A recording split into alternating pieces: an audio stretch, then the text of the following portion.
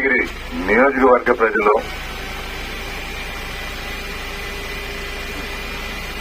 నాకు జగన్మోహన్ రెడ్డి గారు ఇంకొక బాధ్యత కూడా ఇచ్చారు. తిరుపతి జిల్లా అధ్యక్షుడిగా 7 నియోజకవర్గాల్లో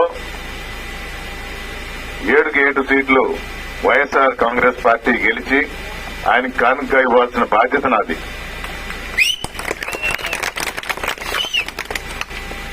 దానిలో స్వార్థంతో కూడిన అంశం ఏంటంటే ఈ 7 నియోజకవర్గాల్లో అత్యధిక మెజారిటీ ఏది ఇవ్వాలి? మనం వెంకటగిరి ఇవ్వాల. ఇప్పుడే పెద్దలు కూడా చెప్పారు మీకే వస్తుంది అని. అంటే మన కోసం అని కాదు, మీ ఉత్సాహం చూస్తే అలాగే ఉంది. నేను గూడూరు, సూలూరుపేట కూడా ఎక్కువ కాన్సన్ట్రేట్ చేస్తూ తిరుపతి, కాళహస్తి, ఇదివరకు సత్యవేడు కూడా తిరుగుతూ ఉండేవాడిని. పోయిన ఎలక్షన్ లో తిరుపతి పార్లమెంటు, బాపట్ల పార్లమెంట్ చూసిన, ఒంగోలు పార్లమెంట్ ఎలక్షన్ అప్పుడు చేసిన. అందుకని నేను కొంచెం దూరం అయ్యాను కాబట్టి నేనెవరో పరిచయం చేయండి నాగే గారిని కోరిన. అవసరమోహన్ రెడ్డి గారికి ప్రత్యేక ధన్యవాదాలు తెలపాలి మనందరం. నాకు ఈ అవకాశం ఇచ్చి నాన్న అమ్మగారి తర్వాత మళ్ళా మీకు సేవ చేసే భాగ్యం కలిగించినందుకు జగన్మోహన్ రెడ్డి గారికి ధన్యవాదాలు తెలుపుకుంటున్నా.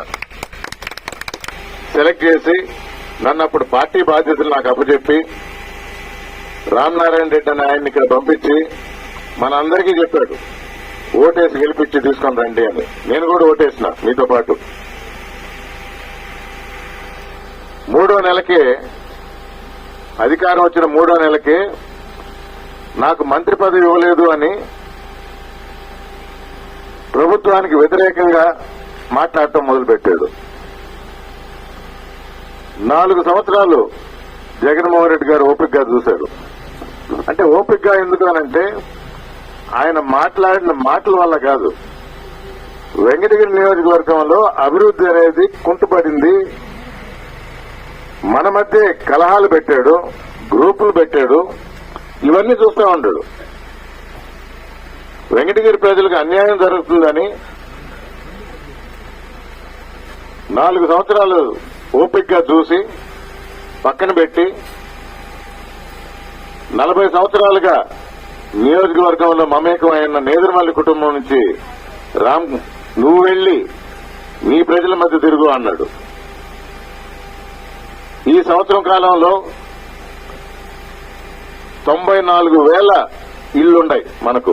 వెంకటగిరి నియోజకవర్గంలో మొత్తం 94,000 ఇళ్లున్నాయి. నేను 76,000 ఇళ్లు తిరిగిన ఈ సంవత్సరం కాలంలో. అంటే ప్రతి ఊరు తిరుగుతూ, ప్రతి వీధి తిరుగుతూ సమస్యలు తెలుసుకున్నాను. ఇంటింటికి వెళ్లి ఊర్లకి ఏం అవసరమో తెలుసుకున్నాను. కొన్ని వెంటనే చేయగలిగాం, కొన్ని రేపు ఎలక్షన్ అయిన తర్వాత మీ అందరి ఆశీస్సులతో, మన్ననలతో మీ ఎమ్మెల్యేగా గెలుపొంది ఇవన్నీ కూడా తీరుస్తానని మాటిస్తూ గెలిపిస్తారా కదా భారీ మెజారిటీతో.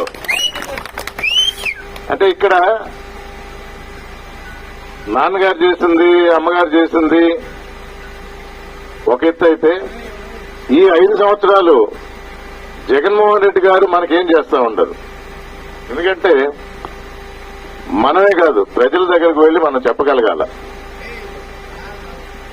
5 సంవత్సరాలు 2014 నుంచి 19 వరకు తెలుగుదేశం ప్రభుత్వం, చంద్రబాబు నాయుడు గారు ముఖ్యమంత్రిగా ఉన్నారు. ఎంతో ఎక్కువ కాలం కాల. ప్రతి ఒక్కరికి మనం చెప్పాల్సిన విషయం ఇదే. 14 నుంచి 19 వరకు చంద్రబాబు నాయుడు గారు ముఖ్యమంత్రిగా ఉండి 14 ఎలక్షన్ ముందర ఎలాంటి హామీలు ఇచ్చాడు, దానిలో ఎన్ని నెరవేర్చాడు, ఏం చేశాడు ప్రజలకి, హామీలు పక్కన పెట్టి వేరేగా ఏమన్నా చేశాడా, ఆంధ్ర రాష్ట్ర ప్రజలకు మంచి కోరి ఎలాంటి పనులు చేశాడు, ఇది ఎవరు జవాబు ఇవ్వనక్కర్లా. ఎందుకంటే ప్రజలే గుర్తించి 19లో జగన్మోహన్ రెడ్డి గారి మాటలు నమ్మి చంద్రబాబును పక్కన పెట్టి జగన్మోహన్ రెడ్డిని ముఖ్యమంత్రి పీఠంలో కూర్చోబెట్టారు. అంతే కదా? జగన్మోహన్ రెడ్డి అప్పుడు దాకా ప్రతిపక్షంలో ఉన్నాడు. 151 సీట్లు ఇచ్చారు.